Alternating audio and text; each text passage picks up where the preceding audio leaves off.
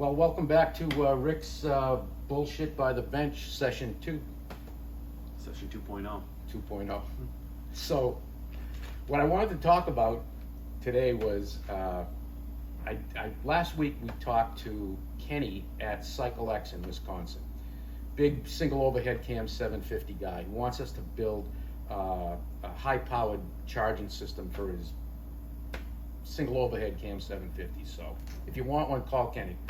But what we were doing was we started talking, and he started telling me about where he worked before he opened his own shop. And he worked at this place someplace in Milwaukee.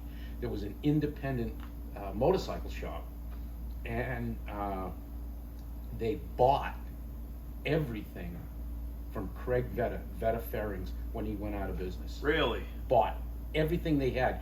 Trailer trucks full of that stuff came to this shop that he worked at, and he said they started selling stuff, and then it kind of petered out a little bit.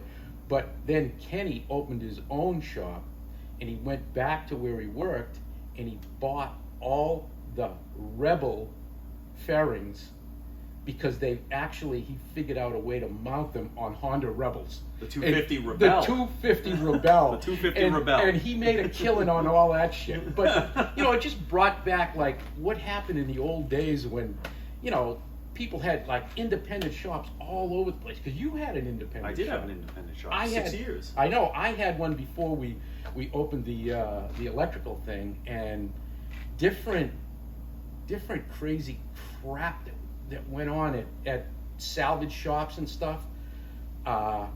And I talked to my buddy, Bob. Talked to Bob.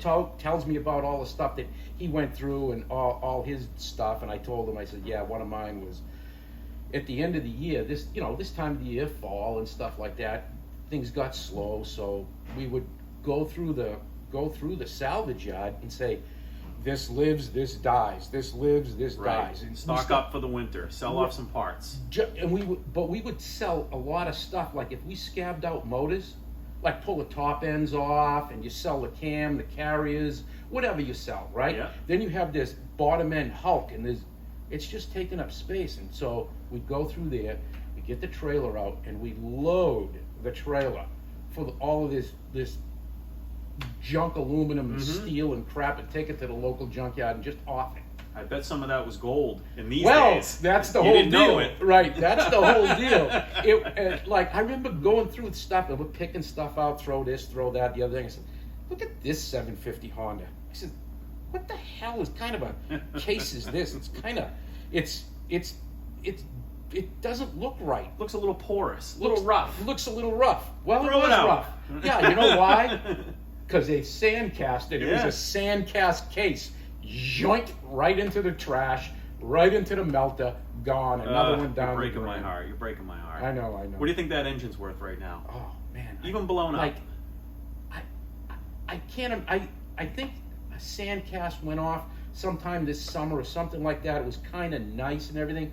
I think it went in for close to $40K. Right. For the whole bike, I mean. So for a blown up engine, Yep. blown up junker engine, Yep. sandcast motor, gotta be $5,000. It's gotta be. I gotta tell you, 3 years ago I was at Barber, and a guy had a '69 frame and sandcast cases. Yep. He had the cases and the frame, and it was half-ass rolling. I don't know. Enough to make a motorcycle. It was enough to make a bike, but that's all it was. Right.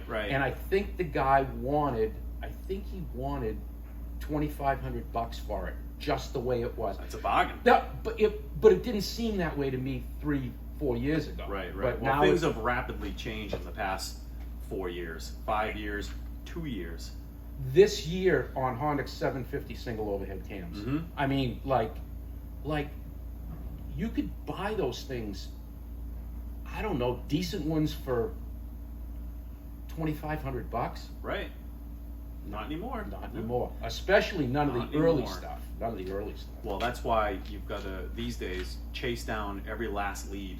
Go knock on the door from the bike that you have in your head from 5 years ago. You were good at that. That's what I And used to do. you're still good at that. That's what I used to do. I can't remember what I had for breakfast, but I can tell you where every old smelly bike is within 10 miles of here. It stays. Yeah. What's my son's birthday again? But I know where that CB750 is. Yeah. It's- I had one where I heard rumors over the years in the city that I grew up in as a kid, where it was a flower shop. You told me about this In the thing. basement of this old flower shop, there were some brothers that drag raced Z1s and CB750s. And I drove by for years thinking, one of these days I'll stop. Well, one of these days I did stop. My son and I, we walked in, we talked to the guy at the counter. I said, hey, I heard a rumor. I heard that there were old motorcycles in this building at one point. And he says, you want to go downstairs and look? We went down there, we crested the basement and looked, and I was like, whoa, there were Z1 and CB750 parts everywhere. Everywhere. And it probably would have all gotten thrown away if I never went and asked. So if you have this stuff in your head, you've got to go. We gotta go. Yeah, I know, we gotta go. I know, there's a couple we gotta go to. We've got to go. But I remember you telling me that was all the racing stuff and the motor stuff. Right. Because all the stock takeoff. All the takeoff stuff, Twang. which is the stuff that everybody wants now that you can't get because it's the stuff that everybody took off. Right. This thing's got pods on it. Where's the airbox? Somebody chucked it. Yep. Nobody wanted it. And you told me that, wasn't there the house? The guy's mom's basement. Yep. He had said that that's where they used to put all the stock stuff. And he said, unfortunately, they went and cleaned it out and threw it all in the dumpster, just like your rough, porous CB750 engine case. Oh, They man. threw it away I'm because telling it you. was worthless.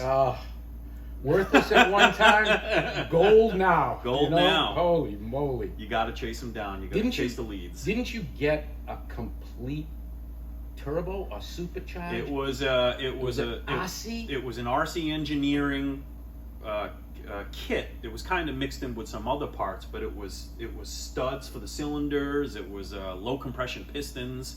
All this stuff was brand new, still in the packaging for single overhead cam 750 with a turbo, with a Ray J turbo, the whole 9 yards, enough to build a full-on period correct 70s turbo. The whole thing. The whole thing. Yeah. And you know, I woke up early this morning, you know, like old guy disease, waking up too early and stuff like that. And I'm watching a little. I'm getting there. I'm watching a little YouTube, and that dude Kaplan comes on and stuff. Oh yeah. He's at a salvage yard someplace in Massachusetts a year ago, whatever, what have you, and he's walking through this yard, and like, I'm not into European stuff. Euro or dirt for you either. Right. The whole backyard, Bultacos, Makos, the whole place is all these bikes heaved over with trees growing through them and stuff. Looks like absolute garbage to us. Right. But it's not. But it's not. I mean, people would give all kinds of money to be able to go there and pick. Mm-hmm. And I don't know, man. That stuff is just going by the wayside. It is going by the wayside. Because I think he was there because the family, the guy passed away or something, whatever happened. Right. They're trying to sell off all the good stuff, and you look inside the building and it was like mountains. He had over 100 Bultaco new old stock heads. Brand new. Sitting on a shelf. I'm going like, what the? Yeah. You know, and it's like, there's still stuff like that there, you know. You've got to go knock on the doors. You've got to go visit the old bike shop. Yep. You gotta chase down the leads as long as they're not around us. I know. Leave those alone for us. Yeah. Stay clear of us, by the way. Anyway, so I'm kind of looking forward to going to Barbara this year. I bet. Supposedly they're not going to cancel it. I hope they don't. But yeah. And because I think there's a lot of pent up excitement. I think there is too. I think that all the swap meets this fall are going to be really good. I think our area, we got one around here called Rice-A-Rama, and in fact, it's next weekend. And by the time you see this, it'll probably be over. Mm-hmm. But if you get an opportunity, go to Weston, Mass, and go to Rice. Spencer, Mass. Yep. Spencer, Rice-A-Rama. Rice. Big swap meet. Lots of fun. Lots of junk. Lots of junk. Anyway. All right. So listen, we're gonna close it up right now. We're gonna see you again next week. Probably have something. I don't know. Maybe we'll talk about Rice-A-Rama, what we saw there. Hey, we could do that. Anyway, be cool. Have a good time. Stay safe on your bikes. Adios.